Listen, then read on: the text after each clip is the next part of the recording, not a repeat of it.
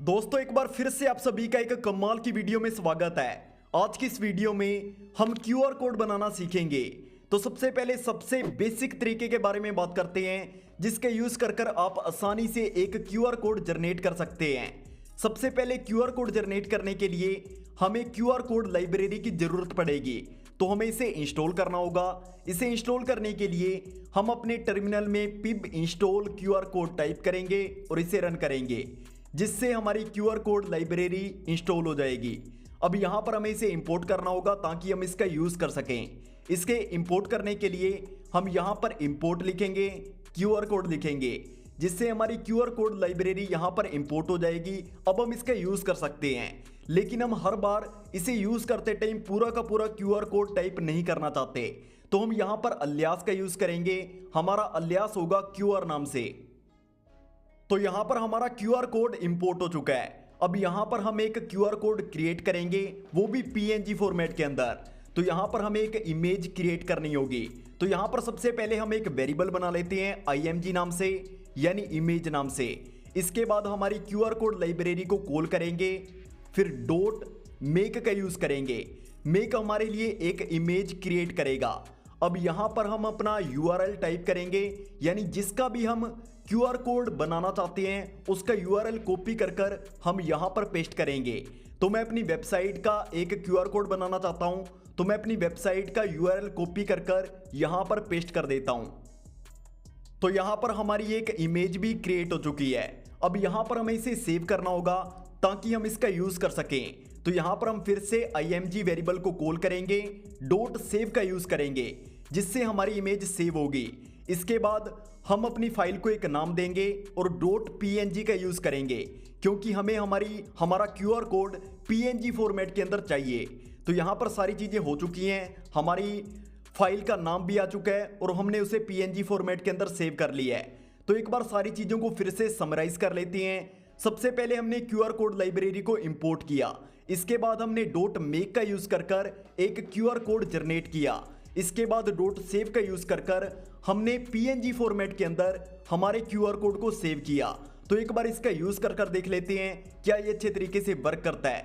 तो मैं इस कोड को रन करूंगा। तो यहां पर हमारा क्यूआर कोड बन चुका है। मैं इसे ओपन कर लेता हूं। तो यहां पर हमारा क्यूआर कोड आ चुका है। तो एक बार इसे स्कैन कर देख लेते हैं क्या हमारा क्यूआर कोड अच्छे तरीके से काम कर रहा है। तो यहां पर हमारा क्यूआर कोड बहुत अच्छे तरीके से काम कर रहा है, लेकिन ये एक बेसिक क्यूआर कोड था जिसके अंदर ना तो हमने कोई बॉक्स साइज डिसाइड किया, ना ही इसका बैकग्राउंड कलर चेंज किया, ना ही इसका फिल कलर चेंज किया। कोई भी हमने फॉर्मेटिंग यहां पर अप्लाई नहीं की। तो यहां पर हम एक दूसरा क्यूआर कोड बनाएंगे जिसके अंदर हम ये सारी चीजें करेंगे। तो यहां पर हम इस पूरे कोड को कमेंट आउट कर देते हैं ताकि हम एक दूसरा क्यूआर कोड जनरेट कर सकें। तो यहां पर इस क्यूआर कोड के अंदर हमें 3 इंपॉर्टेंट लाइब्रेरीज की जरूरत पड़ेगी।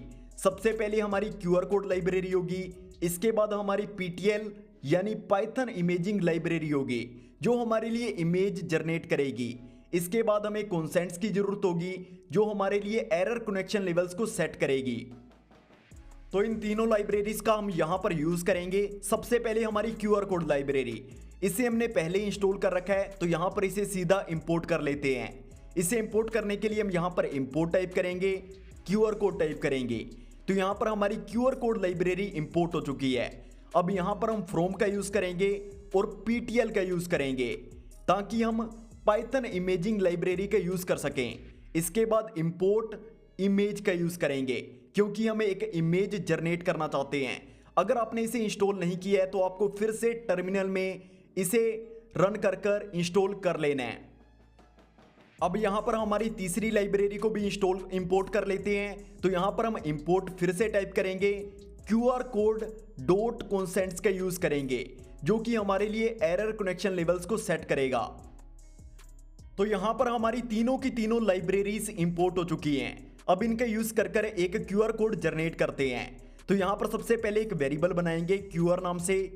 इसके बाद हमारी क्यूआर कोड लाइब्रेरी को कॉल करेंगे। इस बार हमें पूरा का पूरा क्यूआर कोड टाइप करना पड़ेगा क्योंकि हमने अलियास का यूज नहीं किया था।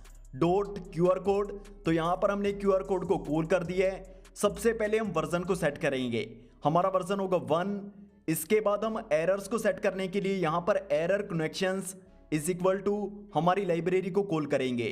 एरर्स को डिटेक्ट करने के लिए हमारी लाइब्रेरी है QR कोड डॉट कॉन्सेंट्स। अब यहाँ पर हम हाई लेवल्स के एरर्स को डिटेक्ट करना चाहते हैं तो हम डॉट एरर करेक्ट, यहाँ पर H लिखा हुआ है, इसका मतलब है ये हाई लेवल्स के एरर्स को सेट करेगा। तो यहाँ पर मैं इसे सिलेक्ट कर लेता हूँ। अब यहाँ पर बॉर्डर साइज डिसाइड करेंगे। इसका बॉर्डर साइज होगा 4 और यहाँ पर अब इसका बॉक्स साइज डिसाइड करेंगे। इसका बॉक्स साइज होगा, यहाँ पर मैं इसका बॉक्स साइज 10 कर देता हूँ। तो यहाँ पर सारी चीजें हो चुकी हैं। अब यहाँ पर फिर से एक QR कोड जनरेट करेंगे, यानी वही सेम चीजें करेंगे जो हमने पहले की थी। तो यहाँ पर हमारे वेरिएबल को कॉल करेंगे, QR डॉट एड डेटा का यूज करेंगे क्योंकि हम एक URL क्रिएट करना चाहते हैं। URL क्रिएट करने के लिए हमें ऐड डेटा का यूज करना होगा जिसके अंदर हम अपना URL टाइप करेंगे। तो यहाँ पर हम जिस भी वेबसाइट या YouTube चैनल या Instagram वगैरह का QR कोड क्रिएट करना चाहते हैं, हम उसका URL कॉपी करेंगे और यहाँ पर इसे पेस्ट करेंगे। अब यहाँ पर मेक फंक्शन का यूज करेंगे जो हमारे लिए एक इमेज क्रिएट करेगा। तो यहाँ पर फिर से हमारे वेरिएबल को कॉल कर लेते हैं, डॉट मेक का यूज करेंगे और fit is equal to true का यूज करेंगे। तो यहाँ पर एक इमेज क्रिएट हो चुकी है। अब यहाँ पर हम अपने QR कोड को बैकग्राउंड कलर और फिल कलर देंगे। उसके लिए हमें यहाँ पर एक नया वेरिएबल क्रिएट करना होगा। तो हम img नाम से एक नया वेरिएबल क्रिएट कर लेते हैं। फिर से QR को कॉल करेंगे, डॉट मेक इमेज का यूज करेंगे जो हमारे लिए इमेज क्रिएट करेगा। तो सबसे पहले इसे बैकग्राउंड कलर दे देते हैं। तो यहाँ पर टाइप करेंगे background colour is equal to yellow. तो मैं अपने QR कोड का बैकग्राउंड कलर येलो रखना चाहता हूं, तो यहां पर मैंने येलो टाइप कर दिया है। अब यहां पर इसका एक फिल कलर दे देते हैं। इसका फिल कलर होगा ब्लैक, यानी हमारे QR कोड के अंदर जो आपको लाइनें दिखाई देती हैं उसका कलर होगा ब्लैक। तो यहां पर हमने मेक इमेज का यूज कर अपने QR कोड को बैकग्राउंड कलर और फिल कलर दे दिया है। हमारे QR कोड का बैकग्राउंड कलर येलो होगा और फिल कलर ब्लैक होगा। अब यहां पर हमारी इमेज क्रिएट हो चुकी है, उसका बैकग्राउंड कलर वगैरह चेंज हो चुका है। अब यहां पर हमें इसे सेव करना होगा। इसे सेव करने के लिए आपको पता है हमें क्या करना होगा। हम फिर से img को कॉल करेंगे, डॉट सेव फंक्शन का यूज करेंगे जो हमारी इमेज को सेव करेगा। इसके बाद हमारी इमेज को एक नाम दे देते हैं और डॉट png नाम से इसे सेव कर लेते हैं क्योंकि हमें हमारा QR कोड PNG फॉर्मेट के अंदर चाहिए। तो यहां पर सारी चीजें हो चुकी हैं। एक बार इसे समराइज कर लेते हैं ताकि आपको सारी चीजें क्लियर हो जाएं। तो यहां पर हमने 3 इंपॉर्टेंट लाइब्रेरीज का यूज किया। सबसे पहले हमने QR कोड लाइब्रेरी का यूज किया, इसके बाद हमने PTL का यूज किया इमेज क्रिएट करने के लिए, इसके बाद एरर्स को डिटेक्ट करने के लिए हमने कॉन्सेंट्स का यूज किया, इसके बाद हमने QR कोड लाइब्रेरी को कॉल किया, वर्जन हमारा 1 था, बॉर्डर साइज, बॉक्स साइज, वो सारी चीजें हमने डिसाइड की। इसके बाद हमने ऐड डेटा के अंदर अपना URL उठाया, मेक का यूज कर एक इमेज क्रिएट की, मेक इमेज का यूज कर हमने उसे बैकग्राउंड कलर और फिल कलर दिया और डॉट सेव का यूज कर हमने उसे PNG फॉर्मेट के अंदर सेव किया। तो इस तरीके से हमारा QR कोड क्रिएट हो चुका है। तो एक बार इसे रन कर देख लेते हैं।